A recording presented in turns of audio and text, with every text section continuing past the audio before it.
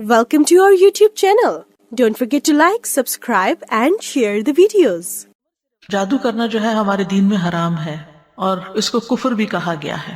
اہل کتاب جو تھے وہ اللہ کی کتاب چھوڑ کر جادو کے پیچھے پڑ گئے تھے، وہ جادو اور شیطان پر ایمان رکھتے تھے۔ بہرحال جادو کرنا جو ہے اس کے بارے میں حدیث میں آتا ہے کہ 7 گناہ جو ہیں وہ ہلاک کرنے والے، اور ان میں سے ایک جادو سیکھنا۔ نبی صلی اللہ علیہ وسلم نے فرمایا تباہ کرنے والی چیزوں سے بچو، اللہ کے ساتھ شرک کرنے اور جادو کرنے کرانے سے۔ رسول اللہ صلی اللہ علیہ وسلم نے یہ بھی فرمایا کہ جادو کرنے اور کروانے والا ہم میں سے نہیں، یعنی اس کا اسلام سے کوئی تعلق نہیں، یعنی مسلمان یہ کام نہیں کر سکتا۔ پھر اسی طرح علم نجوم کو بھی جادو کی ایک قسم قرار دیا گیا۔ رسول اللہ صلی اللہ علیہ وسلم نے فرمایا جس شخص نے علم نجوم میں سے کچھ حاصل کیا اس نے جادو کا ایک حصہ سیکھ لیا، جتنا زیادہ سیکھے گا اتنا ہی زیادہ جادو میں مبتلا ہوگا۔ اس سے یہ پتا چلتا ہے کہ اس میں ستاروں سے بھی کچھ مدد لی جاتی ہے، کچھ حساب کتاب رکھا جاتا ہے۔ رسول اللہ صلی اللہ علیہ وسلم نے فرمایا عادی شرابی، یعنی جو مرتے دم تک شراب نہ چھوڑے، جادو پر ایمان رکھنے والا، یعنی کرنے کرانے والا یا سیکھنے والا یا سکھانے والا، اور قطع رحمی کرنے والا جنت میں داخل نہ ہوگا۔ ہاں اگر لا الہ الا اللہ پڑھتا تو ہو سکتا ہے کہ پھر سزا بھگت کے جائے، اللہ رحم کر دے۔ اسلام میں جادو کرنے والی کی سزا کیا ہے کہ اس کو قتل کر دیا جائے، چھوڑا نہ جائے، تاکہ اس مرض کا خاتمہ کیا جائے، کیونکہ اگر وہ زندہ رات ہو سکتا خود نہ کرے کسی اور کو سکھا دے۔ اور جب لوگوں کو پتہ چلتا ہے نا کہ اس کا جادو چلتا ہے یا یہ جادو کرنے کا لوگ نہیں اس کو چھوڑتے، اور پھر وہ واپس پلٹ آتا ہے اسی چیز پر۔ بجالہ کہتے ہیں کہ ہمارے پاس حضرت عمر کا خط ان کی وفات سے 1 سال پہلے آیا، اس میں لکھا تھا ہر جادوگر کو قتل کر دو۔ حضرت عمر نے حکم دیا تھا، تو ہم نے ایک دن میں 3 جادوگر مار ڈالے۔ جادو کرنے کی مختلف وجوہات ہوتی ہیں، عموماً دشمنی، حسد، رنجش یا کسی سے انتقام لینے کے لیے جادو کیا کرایا جاتا ہے۔ اس کا مقصد ہوتا ہے کہ دوسرے کو کسی ذہنی یا جسمانی بیماری میں مبتلا کر دیا جائے، کوئی کسی کام کے قابل نہ رہے۔ یا اگر کچھ لوگ مل کے کوئی بزنس کر رہے ہیں اور وہ بزنس بہت فلرش کر رہا ہے تو دوسروں کو حسد ہو جاتا ہے کہ ان کو توڑو، آپس میں ان کے درمیان پھوٹ ڈالو، تاکہ یہ الگ الگ ہو جائیں گے تو یہ کام کاروبار بھی بیٹھ جائے گا۔ اسی طرح میاں بیوی میں تفریق ڈالنا، والدین اور اولاد کے بیچ میں لڑائیاں ڈلوانا، پڑوسیوں میں فساد، دوستوں میں جدائی، بہن بھائیوں کے بیچ میں نفرت، رشتوں، اولاد یا کاروبار میں رکاوٹ یا بندش ڈالنا، یہ عام طور پر جادو کے مقاصد ہوتے ہیں۔ پھر جادو کی کئی اقسام ہیں۔ کچھ جادو انسان کو مار ڈالتے ہیں، یعنی ایسی بیماری لگ جاتی ہے انسان کو کہ وہ سروائیو بھی نہیں کر سکتا۔ کچھ صرف بیمار کر دیتے ہیں۔ کچھ جادو انسان کی عقل کو ختم کر دیتے ہیں۔ کچھ جادو انسان کے جسم کے کچھ حصوں کو بے حس بے حرکت کر دیتے ہیں۔ کچھ جادو ایسے ہیں کہ جو انسان کے حواس میں تبدیلی پیدا کر دیتے ہیں، یعنی چیز کچھ ہوتی ہے اس کو کچھ اور ہی نظر آ رہی ہوتی ہے، متحرک چیز کو ساکن دیکھتا ہے، ساکن کو متحرک دیکھتا ہے۔ کچھ جادو محبت کھینچ لاتے ہیں، کچھ جادو نفرت کی وجہ بنتے ہیں۔ تو بہرحال یہ سارے جو جادو کی اقسام ہیں ان کے نام بھی ہیں، جیسے سحر تفریق، سحر محبت، سحر تخیل، سحر جنون، سحر خمول جس میں صرف کاہلی سستی ہوتی ہے، سحر حواتف جس میں متاثر شخص چیختا پکارتا ہے، چیخے مارتا ہے، سحر امراض مختلف بیماریاں جیسے مرگی وغیرہ ہوتی ہے، سحر استحاضہ یعنی خواتین کو پیریڈز ختم ہی نہیں ہوتے۔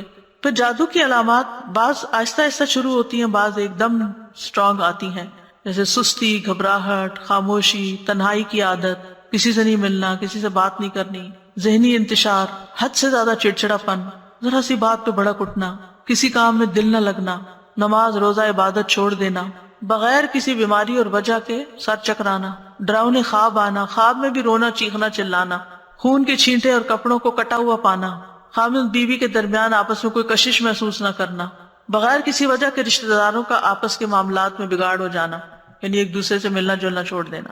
تو یہ اس کی ظاہری علامات ہوتی ہیں۔ اب یہ ہے کہ اس شر سے بچنے کے لیے کیا کرنا چاہیے، کیونکہ جن اور انسان دونوں ہی انسان کے دشمن ہو سکتے ہیں۔ سب سے پہلی بات یہ ہے کہ انسان اللہ کے ساتھ اپنا تعلق مضبوط کرے، اللہ پر بھروسہ کرے، اور دل میں یہ خیال نہ لائے اور یہ وہم نہ لائے کہ مجھ پر کوئی جادو کر دے گا، بلکہ اللہ پہ توکل کرے، اللہ کی پناہ لے۔ حدیث میں آتا ہے کہ اللہ تعالیٰ فرماتا ہے میرا بندہ اگر مجھ سے مانگتا ہے تو میں اسے دیتا ہوں جو محبوب بندہ ہوتا ہے، اگر وہ کسی سے میری پناہ مانگتا ہے تو میں اس کو پناہ دے دیتا ہوں۔ پھر اللہ تعالیٰ کے احکامات کی حفاظت، حدیث میں آتا ہے احفظ اللہ یحفظ کا، تم اللہ کے احکام کی حفاظت کرو، اللہ تمہاری حفاظت کرے گا۔ نمازوں کی حفاظت، یعنی جو نمازوں کی حفاظت کرتا ہے وہ اللہ کے ذمے میں ہوتا ہے، اللہ کی حفاظت میں ہوتا ہے، خصوصاً نماز فجر کی حفاظت۔ اسی طرح اشراق کا پڑھنا، رسول اللہ صلی اللہ علیہ وسلم نے فرمایا، اللہ عز و جل فرماتا ہے، اے ابن آدم تو دن کے پہلے حصے میں میرے لیے 4 رکعتیں پڑھ لیا کر، میں اس دن کے آخری حصے تک تیری کفایت کروں گا۔ پھر طہارت کا خیال رکھنا، یاد رکھیے یہ جنات اور یہ شر اور شیاطین اور یہ جادو کے اثرات ان لوگوں پر زیادہ ہوتے ہیں جو پاک صاف نہیں رہتے، اپنے ڈرٹی بالوں کو صاف نہیں کرتے، اپنے استنجا کا صحیح اہتمام نہیں کرتے، یا نہاتے نہیں ہیں، یا صاف کپڑے نہیں پہنتے، یا اندھیرے میں رہنا پسند کرتے ہیں، یا سیاہ رنگ ان کو بہت پسند ہوتا ہے کیونکہ سیاہ رنگ کے اوپر شیاطین زیادہ آسانی سے کام کر لیتے ہیں۔ پہلے بھی حدیث میں نے آپ کو سنائی تھی کہ جب انسان سو کر اٹھے تو اپنے ناک کو خوب جھاڑے، کیونکہ شیطان جو ہے ناک کے باندھنے پر رات گزارتے ہیں۔ تو صبح شام کے اذکار کی پابندی کریں، سونے جاگنے کے اذکار کی پابندی وہ بھی حفاظت کے لیے بہت ضروری ہے۔ بیت الخلاء میں جاتے ہوئے دعا پڑھیں، ہر کام سے پہلے بسم اللہ پڑھیں، کیونکہ جس کام میں بسم اللہ ہو جاتی ہے تو شیطان وہاں سے نکلتا جاتا ہے، وہ اس میں داخل نہیں ہو سکتا، شامل نہیں ہو سکتا۔ جیسے انسان اپنے گھر میں داخل ہوتا ہے تو بسم اللہ پڑھ کے دروازہ کھولے، کھانا کھانے لگتا ہے تو بسم اللہ پڑھ کر کھائے، اور اسی طرح لائٹ آف کر رہا ہے، لائٹ آن کر رہا ہے، کوئی چیز اٹھا رہا ہے، رکھ رہا ہے، تو بسم اللہ کو تکیہ کلام بنا لینا چاہیے ایک طرح سے لباس اتارتے وقت۔ اور پھر اسی طرح دائیں ہاتھ سے کھانا اور پینا چاہیے، کیونکہ شیطان بائیں ہاتھ سے کھاتا ہے، تو اگر بائیں ہاتھ سے آپ کھاتے ہیں تو شیطان بیچ میں شریک ہو جاتا ہے اور اس کو اپنا عمل کرنے کا موقع مل جاتا ہے۔ پھر مغرب کے وقت بچوں کو خاص طور پہ گھر سے باہر نہیں نکالنا چاہیے، کیونکہ مغرب کے قریب شیطان جنات جو ہیں وہ زمین پر پھیل جاتے ہیں اور اچکتے پھرتے ہیں۔ اب اس کا علاج کیسے کرنا چاہیے؟ سب سے پہلے یہ ہے کہ انسان قرآن سے علاج کرے، قرآن شفا ہے، نافع علاج ہے۔ قل هو للذین آمنوا ھدی وشفاء، کہہ دیجئے یہ ان لوگوں کے لیے جو ایمان لائے ہدایت اور شفا ہے۔ وَنُنَزِّلُ مِنَ الْقُرْآنِ مَا هُوَ شِفَاءٌ وَرَحْمَةٌ لِّلْمُؤْمِنِينَ وَلَا يَزِيدُ الظَّالِمِينَ إِلَّا خَسَارًا۔ ہم قرآن میں جو کچھ نازل کرتے ہیں وہ مومنوں کے لیے تو شفا اور رحمت ہے، مگر ظالموں کے خسارے میں ہی اضافہ ہوتا ہے۔ حضرت عائشہ سے مروی ہے کہ رسول اللہ صلی اللہ علیہ وسلم ایک مرتبہ ان کے پاس تشریف لائے تو دیکھا ایک عورت حضرت عائشہ کا علاج کر رہی ہے، بیمار جو تھی یا ان کو دم کر رہی ہے، تو آپ نے فرمایا کتاب اللہ کے ساتھ اس کا علاج کرو۔ آپ کو معلوم ہے کہ اس زمانے میں مدینہ میں کوئی حکیم، کوئی ڈاکٹر کچھ بھی نہیں تھا، وہ لوگ عام طور پہ بیمار نہیں ہوتے تھے۔ تو ایک حکیم کو پتا چلا کہ اس علاقے میں کوئی حکیم نہیں، تو وہ آ گیا کہ میں یہاں رہ کر لوگوں کا علاج کروں گا۔ 6 مہینے گزر گئے، اس کے پاس کوئی بھی نہیں آیا، کہ کوئی بیمار نہیں پڑا۔ تو آخر اس نے راز پوچھا کہ کیا وجہ ہے؟ اس نے کہا کہ اس وقت تک ہم نہیں کھاتے جب تک بھوک نہیں لگتی، اور جب بھی بھوک باقی ہوتی ہے تو کھانا چھوڑ دیتے ہیں۔ بہرحال اگر چھوٹی موٹی کوئی تکلیف ہوتی بھی تھی تو دم وغیرہ کر لیتے تھے لوگ، قرآن پڑھ لیتے تھے، مسنون دعائیں ہیں وہ پڑھ لیا کرتے تھے، علاج ہو جاتا تھا۔ تو آپ صلی اللہ علیہ وسلم نے فرمایا کہ کتاب اللہ کے ساتھ اس کا علاج کرو، یعنی قرآن میں سے پڑھ کر اس پہ دم کرو۔ اسی طرح کچھ غذائیں ایسی ہیں کہ جو علاج ہے، جیسے کلونجی۔ آپ نے فرمایا کلونجی کے دانوں میں موت کے علاوہ ہر بیماری کا علاج ہے، یعنی اس تیل پر دم کر کے انسان مریض کے متاثرہ حصے جو ہیں ان پر لگا سکتا ہے، مساج کر سکتا ہے، اور کلونجی کے دانوں پہ دم کر کے وہ پھر مریض کو کھلانا بھی چاہیے۔ اسی طرح شہد، یعنی صبح شام 1 چمچ شہد جو ہے اگر انسان کھائے نہار منہ، اور پھر اس کے بعد کچھ نہ کھائے کم از کم آدھا گھنٹہ، تو اس سے بھی جسم کے اندر سے زہریلے مادے نکلتے ہیں۔ قرآن میں آتا ہے یخرج من بطونها شراب مختلف الوانہ فیہ شفاء للناس، یہ اللہ تعالیٰ کا حکم کہ شہد میں شفا ہے، خالص ہونا چاہیے، ٹھیک ہے۔ آپ صلی اللہ علیہ وسلم نے فرمایا شفا 3 چیزوں میں، پچھنا لگوانے میں، شہد پینے میں، اور آگ سے داغنے میں، اور میں اپنی امت کو آگ سے داغنے سے منع کرتا ہوں۔ تو اب شہد چاہے را پی لیں یا اس کو پانی میں ملا کے پی لیں، تو اس پہ بھی آپ دم کر کے رکھ سکتے ہیں اور اس کو بھی استعمال کر سکتے ہیں۔ آپ صلی اللہ علیہ وسلم نے فرمایا شفا تو صرف 2 چیزوں میں ہے، شہد لوگوں کے لیے شفا ہے اور قرآن دلوں کی شفا ہے۔ پھر آب زمزم، جس مقصد کے لیے اس کو پیا جائے تو اس سے شفا ہوتی ہے۔ اگر آپ کے پاس تھوڑا سا بھی آب زمزم ہو، کوئی حج سے آنے والا یا عمرے سے آنے والا آپ کے لیے لائے، تو آپ اس کو ضروری نہیں کہ ایک مرتبہ سارا پی جائیں، آپ اس کو دوسرے پانی میں تھوڑا تھوڑا ملا لیں، پورے پانی کا مزاج بدل جائے گا۔ حدیث میں آتا ہے کہ انہا مبارکۃ انہا طعام طعم، کہ وہ بابرکت ہے اور کھانے والے کا کھانا بھی ہے۔ اور حدیث میں بھی آتا ہے کہ زمزم کا پانی اس مقصد کے لیے جس کے لیے وہ پیا جائے۔ اور اگر آپ وہاں جائیں اللہ کے گھر تو زمزم سے نہائیں، نیچے وہ جگہ بنی ہوتی تھی پہلے، آپ کو نہیں معلوم تو لوگ اپنے اوپر بھی بہاتے تھے۔ پیچھے کے صفا مروہ کی طرف سے جائے نا، باہر نکل کے وہاں ٹیپس لگی ہوئی ہیں جہاں ڈائریکٹ زمزم آ رہا ہوتا ہے، بوٹل بھر کے لے آئیں اور اپنے اوپر تھوڑا تھوڑا تھوڑا کر کے سارا بہا لیں۔ اس کو دم کر کے بھی نہا سکتے ہیں، اس سے بھی بیماری جاتی ہے، اور صبح شام اس کو پیا جائے۔ پھر اسی طرح دم کیا ہوا پانی جو ہے ناک میں ڈالنا اور جھاڑنا، یعنی ڈال کے اس کو جھاڑا جائے، کیونکہ یہ جگہ شیاطین کے بیٹھنے کی ہو جاتی ہیں۔ زیتون کا تیل استعمال کرنا، نبی صلی اللہ علیہ وسلم نے فرمایا زیتون کھاؤ اور اس کو لگاؤ، بے شک یہ مبارک درخت ہے۔ اچھا تو یہ ہے کہ شہد، زیتون کا تیل اور کلونجی کا تیل یا کلونجی کے دانے، ان کو انسان مکس کر کے رکھ لے اور اس میں سے ہاف ٹی اسپون یا 1 ٹی اسپون صبح شام لے سکتا ہے یا ایک ٹائم لے سکتا ہے، کیونکہ ہر ایک کو ایک ڈوز نہیں چلتی۔ تو جو ان چیزوں کے ماہر ہوتے ہیں طب نبی کے، ان سے پوچھا جا سکتا، مشورہ کیا جا سکتا، یعنی یہ امیونٹی بڑھانے والی چیزیں، آپ اس میں سے پہلے تھوڑا لیں، آپ کو پچ گیا ہے پھر تھوڑا سا اور انکریز کر دیں، پھر تھوڑا سا اور کر دیں، پھر دیکھیں کہاں تک لمٹ ہے آپ کی، اس سے بھی انسان کے جسم کی بہت سی دردیں اور تکلیفیں جو ہیں وہ دور ہوتی ہیں۔ زیتون کا تیل صبح کے وقت پینا جو ہے یہ بھی بہت فائدے کا ہے، اور اب تو یہ بات بہت سننے میں آتی ہے نا کہ صبح سب سے پہلی چیز جو ہے یا آپ کوکونٹ کا آئل لیں یا زیتون کا لیں یا کوئی بھی آئل لیں، کیونکہ وہ لیور کی کلینزنگ کرتا ہے۔ نبی صلی اللہ علیہ وسلم نے فرمایا زیتون کا تیل کھایا کرو، ڈائریکٹ بھی لے سکتے ہیں، اور اگر آپ کو مشکل ہے لینا تو آپ کسی چیز میں جیسے سیلیڈ وغیرہ میں ملا کے بھی کھا سکتے ہیں۔ فرمایا زیتون کا تیل کھایا کرو اور اس سے تیل لگایا کرو، وَالدَّهِنُ بِهِ، یعنی مساج وغیرہ کیا کرو، کیونکہ وہ بابرکت درخت ہے۔ تو جسم پر زیتون اور کلونجی کا تیل الگ الگ وقت پہ ملا جا سکتا ہے، دونوں کو مکس کر کے بھی ملا جا سکتا ہے۔ پھر اسی طرح تلبینہ کھانا، فرمایا تذهب ببعض الحزن، یہ کچھ غم بھی دور کر دیتا ہے۔ اجوا کھانا، 7 اجوا کھجوریں صبح کے وقت اگر کوئی کھائے تو اس سے بھی علاج ہوتا ہے۔ جس نے یہ کھجوریں کھا لی، نبی صلی اللہ علیہ وسلم نے فرمایا اسے زہر اور جادو کوئی نقصان نہیں دے گا، چونکہ اجوا ایک مہنگی کھجور ہے، تو اگر نہ میسر ہو تو کوئی بھی کھجور شفا کی نیت سے کھائی جا سکتی۔ پھر سنا مکی، اس کو سنوت بھی کہتے ہیں، صبح شام اس کا ایک چھوٹا چمچہ کھانا، جیسے حدیث میں آتا ہے سنا مکی اور سنوت کو لازم پکڑو، کیونکہ اس میں ہر بیماری کا علاج ہے سوائے سام کے۔ پوچھا گیا سام کیا، تو آپ نے فرمایا موت۔ اچھا، سنا مکی جو ہے یہ پیٹ صاف کرتی ہے، تو پھر ظاہر اگر زہریلے مادے آنتوں میں ہے، یہ کچھ ایسی چیزیں ہیں تو اس سے انسان کو نجات ہوتی ہے۔ پھر ہجامہ، آپ نے فرمایا اگر تمہاری دواؤں میں کسی میں بھلائی ہے تو پچنا لگوانے میں یا شہد پینے اور آگ سے داغنے میں، اگر وہ مرض کے مطابق ہو، اور میں آگ سے داغنے کو پسند نہیں کرتا۔ یاد رکھیے غیر شرعی طریقہ علاج سے ممانعت اختیار کرنی چاہیے، کہ انسان ایسے جادوگروں کے پاس جائے جو اس کو ایسی چیزیں کرنے کو کہے جو درست نہیں ہے۔ نشوبدہ بازو سے علاج نہیں کروانا چاہیے، اور حرام میں شفا نہیں ہے۔ اگر کوئی کہے کہ شراب لے آؤ، میں اس کے اوپر کچھ منتر پڑھ دیتا ہوں اور اس سے تم مت پیو تو ٹھیک ہو جاؤ گے، تو ایسی چیزیں نہیں کرنی چاہیے۔ پھر جادو کا علاج جادو سے نہیں کرنا چاہیے، یعنی کچھ لوگ جادوگروں کے پاس چلے جاتے ہیں اور وہ ان کے جادو کا توڑ کرتے ہیں جادو کے ذریعے۔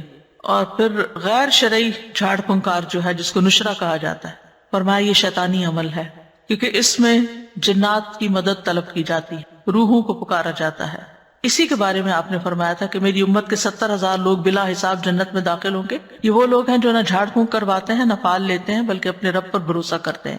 تو یہ غیر شرعی جو نشرہ جو ہے یا غیر شرعی دم کے بارے میں ہے۔ جو شرعی دم ہے سورۃ فاتحہ پڑھ کر یا ویسے قرآن پڑھ کر کسی کے اوپر جھاڑنا پھونکنا، اس سے منع نہیں ہے۔ اور مثلا شیطان کو بگانے کا طریقہ آپ نے کیا بتایا؟ اعوذ باللہ السمیع العلیم من الشیطان الرجیم من ہمزہ ونفخہ ونفثہ پڑھ کر ستکارا جائے، پھونک ماری جائے جس میں تھوڑی لعاب بھی ہو، تو یہ بھی تو جھاڑ ہو گئے۔ خود نبی صلی اللہ علیہ وسلم جب بیمار تھے تو اپنے ہاتھوں پر معوذتین پڑھ کر پھونک مار کر سارے جسم کے اوپر اپنے ہاتھ پھیرتے تھے۔ جب کسی مریض کے پاس جاتے تو اس کے اوپر ہاتھ پھیر کر اس کے اوپر اللہ کا ذکر پڑھتے۔ یہی رقیہ ہوتا ہے، یہی دم ہوتا ہے۔ لیکن کاہنوں اور نجومیوں کے پاس نہیں جانا چاہیے اور تعویذ وغیرہ سے بچنا چاہیے۔ عبداللہ رضی اللہ عنہ کہتے ہیں میں نے رسول اللہ صلی اللہ علیہ وسلم کو یہ فرماتے ہوئے سنا کہ جھاڑ پھونک، تعویذ اور گنڈے سب شرک ہیں۔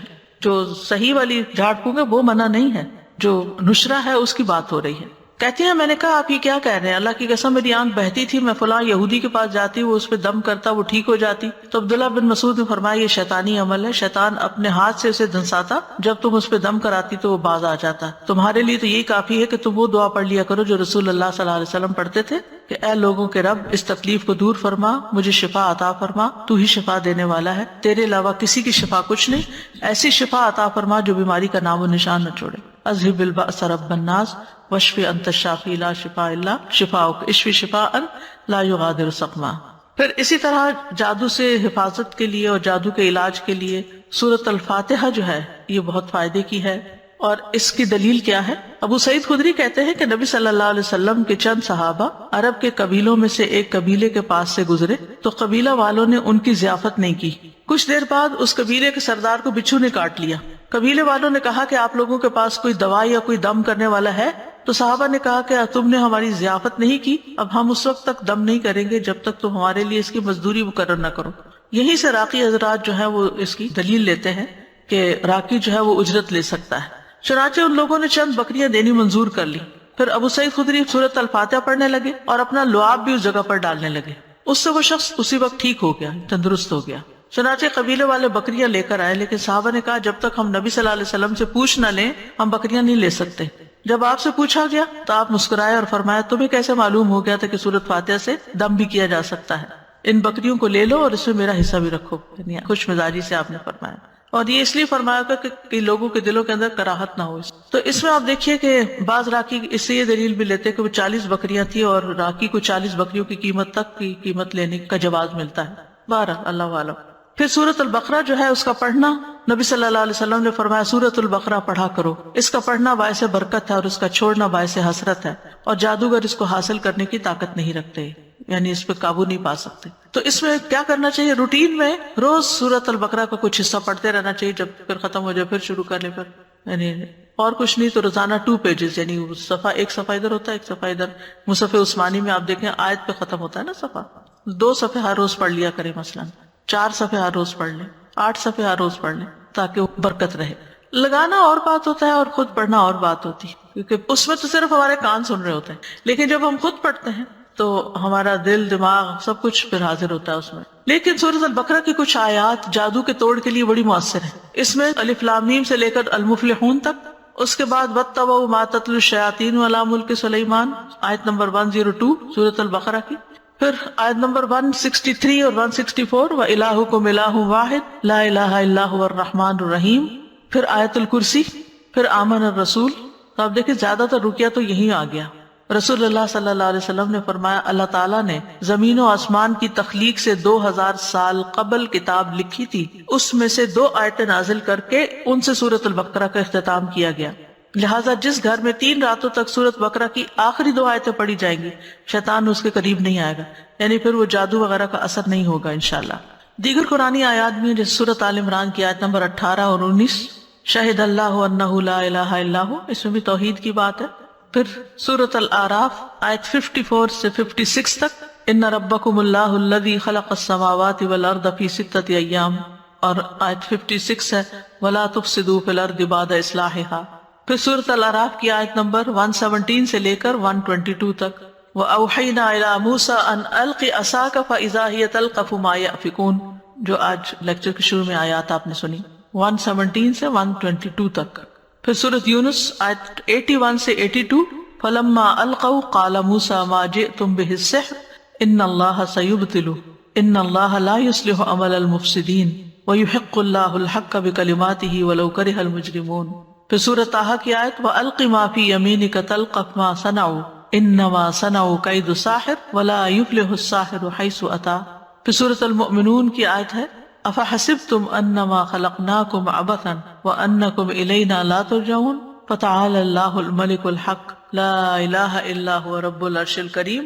یہ آگے بھی ہے أَنْتَ خَيْرُ الرَّاحِمِينَ تک۔ المؤمنون کی آیت نمبر 115 سے لے کر 118 تک، 115 سے 118 یہ سورۃ المؤمنون ہے، اور سورۃ طٰہٰ کی آیت نمبر ہے 69 اور یونس کی ہے 81 اور 82۔ پھر سورۃ صافات پہلی 10 آیتیں، پھر سورۃ الاحقاف 29 سے 33 تک، پھر سورۃ الرحمن 33 سے 36 تک، پھر سورۃ الحشر 21 سے 24 تک، یعنی آخری آیتیں جو ہے نا لو انزلنا ھذا القرآن علی جبل۔ پھر اس کے بعد سورۃ التغابن آیت 14 سے 16 تک، پھر ہے سورۃ الجن آیت نمبر 1 سے 9 تک، پھر معوذات قل هو اللہ احد، قل اعوذ برب الفلق، قل اعوذ برب الناس، پھر کچھ مسنون دعائیں بھی ہیں۔ شہد کے بارے میں پوچھنا چاہ رہی تھی کہ اب آج کل تو جیسے شہد کی مکھیوں کو بھی وہ اس طرح سے نہیں، شہد مکھی جا کے پھول سے جا کر لے وہ رکھ دیتے ہیں کنسنٹریٹڈ سیرپ جس سے پھر وہ شہد بناتی ہیں، تو کیا وہ بھی اس میں آئے گا؟ اگر بالکل نہ ملے اصلی شہد تو پھر وہ بھی لے سکتے ہیں، کیونکہ بہرحال شہد کی مکھی اسے پروسیس کرتی ہے اس شوگر کو، تو اس کی کیفیت بدل جاتی ہے۔ آپ نے کہا تھا کہ یہ جب جادو کرتے ہیں نا تو یہ روحوں کو بھی بلاتے ہیں، رائٹ؟ جن وغیرہ جو ہوتے ہیں ناٹ انسانوں کی مری ہوئی روح ہیں وہ نہیں۔ استاذہ ایک سوال پوچھنا تھا کہ اگر کسی کے اوپر جیسے جادو کا اثر ہو لیکن اس کو نہیں اندازہ کہ اس کے اوپر اثر ہے، اس کو اس کے اثرات محسوس ہو رہے ہیں، کوئی بیماری میں مبتلا ہو گیا، کسی پریشانی میں، اب وہ اس پریشانی کو دور کرنے کے لیے ذکر اذکار، نماز، روزہ جو بھی اپنے طور سے کر رہا ہے، تو کیا ضروری ہے کہ وہ علاج کا سوچ کے ہی جادو کا علاج کیا جائے، یا وہ اپنے جو نارمل اپنے یعنی ذکر اذکار میں بھی اضافہ کر دیتا ہے تو اس سے بھی اس کا علاج توڑ ہو سکتا ہے؟ اس سے بھی توڑ ہو سکتا ہے، ضروری نہیں کہ وہ یہ سوچ کے کرے کہ مجھ پہ جادو ہوا ہوا تو میں جادو کا توڑ کر رہا ہوں. اگر ویسے بھی کیونکہ کبھی کبھی ذہن نہیں جاتا آپ کا کہ کوئی جادو کا اثر ہوگا، بٹ آپ کو اثرات محسوس ہو رہے ہوتے ہیں اس کے. لیکن جب آپ وہ قرآن وغیرہ پڑھتے ہیں، جو بھی ایک میں ابھی انشاءاللہ اینڈ پہ بتانا چاہ رہی تھی، ابھی بتا دیتی ہوں جو کہ آپ نے پوچھ ہی لیا، کہ رقیہ بھی کئی قسم کا ہے. طویل رقیہ بھی ہے جو گھنٹہ بھر کا رقیہ ہے، اور مختصر بھی ہے جس میں وہ میں کارڈ لانا بھول گئی تھی، سبز رنگ کا کارڈ ہے، شفا کی آیات، اس کے آگے یہ دعائیں بھی ہیں جو ابھی میں بولنے والی ہوں، اور آیات بھی. آیات میں کیا سورۃ الفاتحہ ہے، البقرہ کا پہلا یعنی المفلحون تک ہے، پھر آیت الکرسی ہے، آمن الرسول ہے، معوذات ہے، قل هو اللہ، اور وہ یہ بھی اتنا مؤثر ہے کہ اگر آپ کو کوئی شک ہے اس طرح کا، یا کوئی دوائی وغیرہ اثر نہیں کر رہی، یا آپ تھکے تھکے محسوس کرتے ہیں، تو آپ اپنے ہی ہاتھ پر پڑھ کے سورۃ فاتحہ اس طرح کر کے اپنے پورے جسم پر پھیر کے اپنے آپ کو جھاڑیں، پھر اس کے بعد سورۃ البقرہ کا پہلا رکوع پڑھ کے پھر جھاڑیں، پھر اسی طرح یعنی ہر جو آیت ہے سورۃ البقرہ ہی کے اور پھر معوذات ہر دفعہ پڑھ کے جھاڑیں. آپ یقین کریں اگر آپ نے کیا نا تو آپ پہلے سے لازم بہتر محسوس کریں گے. ایک دفعہ آپ کا اپنا ہاتھ ہی پھر گیا نا تو اسے ایک تو جسم کی سرکولیشن بھی ہو جاتی، دوسرا جب آپ اس کو جھاڑتے ہیں اس طرح کر کے تو آپ کو یوں لگتا ہے جیسے آپ سے کوئی چیز، کوئی نیگیٹو انرجی گئی، اور آپ کو بہت اچھا فیل ہوتا ہے. یہ تو کبھی کبھار ایسا کر ہی لینا چاہیے، لیکن بعض اوقات یہ ہوتا ہے کہ آپ کی اتنی اسپرٹس لو ہیں کہ کچھ لوگ پڑھ ہی نہیں سکتے، یا کچھ لوگ پڑھتے ہیں بس وہ بے یقینی کے ساتھ پڑھتے ہیں، آدھا دل سے پڑھا آدھا نہیں پڑھا. تو آپ دیکھیں جب ہم بیمار بھی ہوتے ہیں نا تو سب سے پہلے کیا کرتے ہیں، ہم ٹوٹکے کرتے ہیں، گھر میں کرتے ہیں، چائے پی، لونگ والی چائے پی لو، ادرک والی چائے پی لو، ٹیبلٹ کھا لو، پین کلر لے لو، سوپ لے لو، یخنی پی لو، وغیرہ وغیرہ، یہ کام کرتے ہیں. اور جب نہیں کام چلتا پھر کیا کرتے ہیں، پھر ڈاکٹر کے پاس جاتے ہیں. تو بعض اوقات ڈاکٹر وہی چیز آپ کو بتا رہا ہوتا ہے جو آپ خود بھی کر رہے تھے. کس چیز کا فرق پڑتا ہے، پہلے آپ یقین سے نہیں کر رہے تھے، پہلے آپ بس تکے بازی کر رہے تھے نا کہ شاید اس سے ہو جائے، شاید، لیکن اب کیا نہیں، ڈاکٹر نے بتایا اب تو یہ فائدہ دے گا ہی مجھے، یعنی ایک اور طرح کی فیلنگ آتی ہے. اسی طرح ایک بات آپ کسی ایک عام انسان کے منہ سے سنتے ہیں تو آپ پر اثر نہیں ہوتا، وہی بات ایک اسکالر یقین کے ساتھ کہتا ہے تو آپ اس کو پکڑ لیتے ہیں. یعنی کہنے والے کے کہنے سے بھی بڑا فرق پڑتا ہے، ڈائریکشن مل جاتی ہے. اور پھر یاد رکھیے اس میں انسان کی نفسیات انوالوڈ ہے، انسان کی سوچ کا بڑا عمل دخل ہے، انسان کی جو کیفیات ہیں ان کا بڑا عمل دخل ہے. آپ نے دیکھا ہوگا کہ کچھ لوگوں کے پاس آپ تھوڑی دیر بیٹھ جائے تو آپ ایک فریش فیل کرنے لگتے ہیں. اب مثال کے طور پر جو سائیکاٹرسٹ ہوتے ہیں وہ باتیں ہی تو کرتے ہیں، تو آپ باتوں سے کیوں ٹھیک ہو جاتے ہیں؟ کیونکہ وہ ایسی باتیں کرتے ہیں کہ جو ایک سینس بناتی ہیں، پھر آپ کے اپنے جو کنفیوژن وہ دور ہونے لگتے ہیں، آپ اپنے آپ کو انالائز کرنے لگتے ہیں، پھر آپ اتنا بڑا پہاڑ جو بنایا ہوا ہوتا ہے وہ بالکل چھوٹا سا بنایا جاتا ہے کہ ہاں یہ تو کچھ بھی نہیں تھا، میں نے کیوں اس کو اتنا ہوا بنایا ہوا تھا، میں اس چیز سے کیوں ڈر رہی تھی. تو بعض اوقات انسان جو چیز سوچتا رہتا ہے نا وہی ہونے بھی لگتی ہے. اللہ جانتا ہے اس کے پیچھے کیا حکمت ہے. جب ہم ایک بات سوچے جاتے تو وہ چیزیں، آج ہی میں سن رہی تھی کسی نے کہا کہ یہ بات ریسرچ بیسڈ ہے، یعنی صرف ایسی نہیں ہے. وہ کہتے ہیں کہ جو لوگ تیز گاڑی چلاتے ہیں ان کے ایکسیڈنٹس کم ہوتے ہیں بنسبت ان لوگوں کے جو ڈرے رہتے ہیں اور کہتے ہیں کہیں میں ایکسیڈنٹ نہ کر دوں، وہ زیادہ ایکسیڈنٹ کرتے ہیں. کانفیڈنس نہیں ہوتا. تو یہ جو یقین ہے نا یہ بڑی دولت ہے، جو کانفیڈنس ہے یہ بڑی دولت ہے. کسی انسان پر آپ کا اعتماد ہو تو اس کی چھوٹی سی بات بھی آپ کو لگ جاتی ہے، اور اگر کسی پر نہیں تو وہ بڑی بڑی بات بھی آپ کو سمجھائے تو آپ کہتے ہیں بس یہ تو باتیں ہی کرتا ہے، اس کی کیا بات ہے، یقین نہیں آتا آپ کو اس پر. اب دیکھیں ہمارا دین تو بنیادی ایمان پر ہے. اللہ پر ایمان لاؤ، رسول پر ایمان لاؤ. رسول پر ایمان لاتے ہیں تو ان کی ہر بات کو ہم سنت سمجھ کے، ثواب سمجھ کے، ریچول سمجھ کے کرنا شروع کر دیتے ہیں، اور بعد میں ہمیں پتا چلتا ہے اس کا تو یہ اور یہ فائدہ تھا اور ہم پہلے سے ہی کر رہے ہوتے ہیں. اس علاج میں یہ بات ضرور ذہن میں رکھیے، یقین کی بات. تو چند مسنون دعائیں ہیں، میں یہ بتا دوں ایک دفعہ. اور یہ جو کارڈ میں آپ کو بتا رہی تھی آیات شفا کا، یہ ایکچولی میں نے خود بہت چیزیں دیکھ کے پھر اس نظریے کے ساتھ اس کو میں نے بنوایا تھا کہ دیکھنے میں بھی چھوٹا، اٹھانے میں بھی، بیگ میں بھی رکھ سکیں، اور مختصر ہو اور اوتھینٹک ہو. تو اس میں یہ جو میں اس وقت آپ کو بتا رہی ہوں وہی دعائیں ہیں. اگر آپ اپنی نماز کی جگہ پہ رکھ لیں یا کہیں بھی جہاں آپ کی نظر پڑتی ہو، یا کوئی بیمار ہو اس پہ جا کے پڑھ کے اس پہ دم بھی کر سکتے ہیں یا اس کو دے سکتے ہیں، وہ اپنے لیے خود بھی پڑھ سکتا ہے. اسی طرح یہ کتاب ہے جادو حقیقت اور علاج، اس میں کافی ڈیٹیل ہے. اگر انسان حقیقت معلوم کر لے تو پھر خوف زیادہ نہ ہو، اس سے نکل آئے اور یہ یقین رکھے کہ میں ٹھیک ہو جاؤں گا. یعنی جب بیمار کو یہ ہوتا کہ میں نے ٹھیک کوئی نہیں ہونا، جیسے وہ ایک بوڑھے کو بخار ہو گیا تھا تو آپ نے اس کو جب سمجھایا تو اس نے کہا کہ نہیں یہ تو مجھے قبر میں اتار کے چھوڑے گا، تو آپ نے کہا پھر ٹھیک ہے. تو سوچ سے بھی بہت تعلق ہوتا ہے چیزوں، پازیٹیو سوچیں ہمیشہ. ایک اور دعا، اعوذ بکلمات اللہ التامات التی لا یجاوزہن بر ولا فاجر من شر ما خلق وذرأ وبرأ ومن شر ما ينزل من السماء ومن شر ما يعرج فيها ومن شر ما ذرأ في الأرض ومن شر ما يخرج منها ومن شر فتن الليل والنهار ومن شر كل طارق إلا طارق يترك بخير يا رحمن. میں اللہ کے کامل کلمات کے ساتھ پناہ پکڑتا ہوں جن سے آگے نہ تو کوئی نیک اور نہ ہی کوئی برا شخص بڑھ سکتا ہے، ہر اس چیز کے شر سے جس کو اس نے بنایا، پیدا کیا اور پھیلایا، ہر اس چیز کے شر سے جو آسمان سے اترتی ہے اور اس چیز کے شر سے جو اس میں چڑھتی ہے، اور اس چیز کے شر سے جسے اس نے زمین میں پیدا کیا، اور اس چیز کے شر سے جو اس سے نکلتا ہے، اور رات اور دن کے فتنوں کے شر سے اور رات کو آنے والے کے شر سے، سوائے اس کے جو خیر کے ساتھ آئے، اے رحم فرمانے والے. یہ جو ہے جبریل علیہ السلام کی سکھائی ہوئی دعا ہے. ٹھیک ہے. ابو تیاح کہتے ہیں کہ ایک آدمی نے عبد الرحمن بن خنبش سے پوچھا کہ رسول اللہ صلی اللہ علیہ وسلم نے اس وقت کیا کیا جب ان کے پاس شیاطین آئے. انہوں نے کہا شیاطین مختلف وادیوں گھاٹیوں سے اتر کر آپ کے پاس آئے اور ان میں سے ایک شیطان کے ساتھ آگ کا شعلہ تھا جس کا ارادہ یہ تھا کہ وہ رسول اللہ صلی اللہ علیہ وسلم کو جلا دے.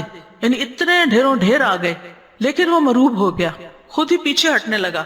اتنی دیر میں جبریل آپ کے پاس اور کہنے لگے اے محمد کہیے. آپ نے پوچھا کیا کہوں؟ انہوں نے کہا آپ کہیے یہ دعا، یہ پڑھیے. یعنی اگر ڈھیروں شیطان بھی آپ کے پیچھے لگ جائیں تو اس دعا سے بھاگ جائیں گے انشاءاللہ. اور اس میں پناہ لی گئی ہے اللہ کے سارے کلمات سے، سب کتابوں یعنی قرآن اور اس کے علاوہ بھی جو کچھ ہے، اور پھر ہر چیز کے شر سے جو اوپر سے آئے جو نیچے سے جائے، رات کا شر، دن کا، ہر قسم کا شر اور ہر طرح کے فتنے اور ہر طرح کے حادثے جو رات کو آئیں یا دن کو آئیں. تو یہ دعا بہت فائدے کی ہے، صبح شام کی دعاؤں میں آپ شامل کر سکتے ہیں. اسی طرح ایک اور دعا بھی ہے، اعوذ بوجہ اللہ العظیم الذی لیس شیء اعظم منہ وبکلمات اللہ التامات التی لا یجاوزہن بر ولا فاجر وباسماء اللہ الحسنى کلها ما علمت منها وما لم اعلم من شر ما خلق وبرأ وزرع. میں اللہ کے عظیم چہرے کی پناہ پکڑتا ہوں جس سے عظیم کوئی اور چیز نہیں، اور اس کے مکمل کلمات کے ساتھ پناہ لیتا ہوں جن سے آگے کوئی نیک یا بد بڑھ ہی نہیں سکتا، اور اس کے تمام اسماء حسنہ کے ساتھ پناہ لیتا ہوں جن کو میں جانتا ہوں، جن کو میں جانتا بھی نہیں ہوں. کس سے؟ ہر اس چیز کے شر سے جس کو اس نے بنایا، پیدا کیا اور پھیلا دیا. بات ہی ختم، کوئی چیز بچی نہیں. کعب الاحبار کہتے ہیں اگر میں یہ چند کلمات نہ پڑھتا تو یہودی مجھے گدھا بنا دیتے. یعنی یہ حضرت کعب الاحبار جو ایک یہودی عالم تھے وہ پڑھا کرتے تھے، کیونکہ یہود بہت زیادہ جادو میں پڑ گئے تھے تو اس کا انہوں نے توڑ بتایا. پھر اعوذ بکلمات اللہ التامات من غضبہ وشر عبادہ ومن ہمزات الشیاطین وان یحضرون. میں اللہ کے تمام کلمات کی پناہ میں آتا ہوں اس کی ناراضگی سے، اس کے بندوں کی شرارتوں سے، شیطانوں کے وسوسوں سے، اور اس بات سے کہ وہ میرے پاس آئیں. پھر اعوذ بکلمات اللہ التامات من کل شیطان وہامۃ ومن کل عین لامۃ. میں پناہ پکڑتا ہوں اللہ کے پورے کلمات کے ذریعے اور ہر ایک شیطان سے اور ہر زہریلے جانور سے جیسے سانپ، بچھو وغیرہ، اور ہر نقصان پہنچانے والی بری نظر سے. پھر 3 دفعہ شام کے وقت اعوذ بکلمات اللہ التامات من شر ما خلق اور بسم اللہ الذی لا یضر مع اسمہ شیء فی الارض ولا فی السماء وهو السمیع العلیم. پھر اسی طرح اگر آپ دوسرے کو دم کر رہے ہیں تو اللہم رب الناس مذہب البأس اشف انت الشافی لا شفاء الا شفاء الا انت شفاء لا یغادر سقما. یہ صحیح بخاری کی روایت ہے. پھر اذہب البأس رب الناس انت الطبیب وانت الشافی. اے اللہ جو لوگوں کا رب ہے تکلیف دور کر دے، تو ہی طبیب، تو ہی شفا دینے والا ہے. امسح البأس رب الناس بیدک الشفاء لا کاشف له الا انت. اے لوگوں کے رب اس تکلیف کو دور کر دے، شفا تیرے ہاتھ میں ہے، تیرے علاوہ کہیں اور سے شفا نہیں مل سکتی. پورا یقین و توکل اور بھروسہ اللہ پہ. بسم اللہ ارقیک من کل شیء یؤذیک من شر کل نفس او عین حاسد اللہ یشفیک. بسم اللہ ارقیک. میں اللہ کا نام لے کر آپ پر دم کرتا ہوں ہر اس چیز سے جو آپ کو تکلیف پہنچائے، ہر نفس کے شر سے اور نظر بد سے. اللہ آپ کو شفا عطا فرمائے. میں اللہ کا نام لے کر آپ پہ دم کرتا ہوں. بسم اللہ یبریک ومن کل داء یشفیک ومن شر حاسد اذا حسد وشر کل ذی عین، اللہ کے نام کے ساتھ وہ آپ کو صحت دے اور ہر بیماری سے شفا دے، اور حاسد کے شر سے جب وہ حسد کرے، اور ہر بری نظر والے کے شر سے محفوظ رکھے، اور اسأل اللہ العظیم رب العرش العظیم ان یشفیک 7 دفعہ پھر پڑھے۔ میں اللہ عظمت والے سے دعا کرتا ہوں جو عرش عظیم کا رب ہے کہ وہ تمہیں شفا دے دے۔ تو یہ ہے علاج، آپ خود بھی کریں، اگر نہیں کام چلتا تو پھر کسی ماہر راقی سے بھی کروا سکتے ہیں علاج، لیکن توڑ اللہ کے کلام میں ہی ہے جو کہ جائز بھی ہے اور فائدہ مند بھی ہے، کیونکہ غلط طریقوں سے جادو کا توڑ جادو سے کرانا جو ہے یہ منع ہے، اور بعض اوقات وہ جنات کو اس طرح مدد کے لیے پکارتے ہیں کہ جس میں شرک کا پہلو بھی آ جاتا ہے۔ اچھا، ایک بات یہ کہ جب آپ علاج کرا رہے ہو نا تو کسی سے ذکر بھی نہ کریں، کیونکہ شیاطین پھر اور ہوشیار ہو جاتے ہیں اور مزید اٹیک شروع کر دیتے ہیں بعض اوقات۔ سادہ جی میں ایک کوشچن بس پوچھ رہی تھی کہ نظر بد اور جادو سیم تھنگ ہے یا ڈفرینٹ ہے؟ نظر بد جادو الگ ہے، نظر بد الگ ہے، علاج ایک ہی ہے تقریباً۔ السلام علیکم استاد۔ جی وعلیکم السلام۔ میں تھوڑا سا لمبی بات کروں گی، ہو سکتا ہو جائے، لیکن یہ کہ یقین کے لیے سب کو میں آج ہی کا تازہ اپنا واقعہ سنانا چاہتی ہوں۔ جی سنائیے۔ میں انگلینڈ سے آئی ہوئی ہوں یہاں پر تو وزٹ کے لیے، تو آج میں آپ سے ملنے کے لیے آ رہی تھی، تو 2-3 دن سے میں یہ پروگرام بنا رہی تھی بہن کے ساتھ کہ مجھے لے چلو، تو میں ساتھ ہی اپنے اندر فیصلہ کر رہی تھی، کسی سے کوئی بات نہیں کی، کیونکہ 15 میں اسلام آباد گئی تھی آپ کے ادارے میں کورس کرنے کے لیے، تو میں وہاں 2-3 ماہ رہی ہوں، تو تقریباً 3 سپارے ہمارے ہو گئے تھے۔ لیکن یہ ہے کہ اچانک یہ ایک دن نا میرے ساتھ واقعہ پیش آیا کہ میں وہاں ٹوائلٹ میں گئی ہوں، تو وہاں پر نا مجھے جیسے ہی اپنے ہی یونیفارم میں ایک لڑکی نظر آئی ہے سامنے، تو اس نے مجھ سے سٹاپ کرا کے تو پوچھا ہے، تو کہتی ہے کہ آنٹی آپ سارے ایگزام دے رہی ہیں؟ تو میں نے اس کی طرف دیکھا تو اس کی آنکھوں میں نا کچھ یعنی کہ عجیب چیز نظر آئی ہے، تو میں چونکہ کلاس چھوڑ کے آئی تھی، میں جلدی میں تھی، میں نے رکی نہیں اور اس چیز پہ میں نے بادر ہی نہیں کی، تو میں واپس چلی گئی اس کو یہ کہہ کے کہ جی میں دے رہی ہوں ایگزام۔ لیکن نیکسٹ ڈے سے ہی میرا پیٹ ایسے خراب ہوا کہ میری وہ دوبارہ علاج ہو ہی نہیں سکا۔ 3 ویک میں میرا 11 کلو سے زیادہ ویٹ کم ہو گیا، جہاں بھی میں گئی جو چیز بھی اندر کچھ جا ہی نہیں رہا تھا، یہاں تک کہ ڈاکٹر نے پھر مجھے یہی کہہ دیا کہ آپ واپس چلی جائیں، یہاں کا پانی آپ کو سوٹ نہیں کیا۔ میں اور میری بیٹی دونوں ہم تھے وہاں پر، تو بہت دکھ تھا میری بیٹی کو بھی چھوڑ کے آنے کا، مجھے بھی، کہ بہت کوششوں کے بعد میں گئی تھی وہاں یہ کرنے۔ بہرحال میں واپس آ گئی، مختصر یہاں آ کے بھی بیٹی نے تو اللہ کا شکر ہے کہ کر لیا، آن لائن کر لیا، تو اس کا کمپلیٹ ہو گیا، میں نہیں کر سکی۔ پھر اس کے بعد چھوٹی موٹی یہ بقرہ وغیرہ اور عمران سورت کی میں نے کورس کیے، لیکن وہ میرا نہیں ہو سکا۔ میں نے اس چیز پہ کوئی توجہ نہیں دی تھی، لیکن کچھ عرصہ سے میں یہ فیل کر رہی ہوں کہ تب سے مجھے ایسے لگتا تھا کہ میرے برین پہ جیسے ایک ڈھکن بند کر دیا جاتا ہے، میں وہ میمورائز نہیں کر پا رہی قرآن جیسے میں پہلے کرتی تھی، تو میں نے نہیں کیا۔ لیکن یہ اب کچھ وہم سا کہہ لے، میں نے اس کو وہم ہی سمجھا، اور میں نے یعنی کہ نا یہ سوچنا شروع کیا کہ وہ کیا تھا، وہ مجھے ہر دفعہ پنچ کرتا تھا کہ وہ لڑکی، اس کی آنکھیں، وہ کیا تھا، اور وہ کون تھا۔ تو اب میں کچھ وہم میں آئی تو میں نے سوچا کہ میں آپ سے ذکر کروں گی اس چیز کا کہ شاید مجھے کچھ ایسا اثر ہے کہ اس کے علاج کا، لیکن نظر بھی ہو سکتی ہے کیونکہ آپ کی ایج زیادہ تھی عام بچیوں سے، تو انہوں کو اچھا آپ پڑھ رہی ہیں، آپ کس پارے ہو رہے ہیں، اسی وجہ سے میں کیونکہ شور نہیں تھی تو، لیکن یہ میں نے سوچا آپ سے ذکر کر کے آپ سے پوچھوں گی۔ لیکن آج صبح جب میں نماز کے بعد بیٹھی تو مجھے یہی آپ جو حدیث سنا رہی ہیں یاد آئی کہ وہ 70,000 جو کہ نہ جھاڑ پونچھ کرتے ہیں نہ کچھ، تو میں نے فیصلہ کیا کہ نہیں میں نہیں ذکر کروں گی، میں اللہ ہی سے وہ دعائیں کروں گی۔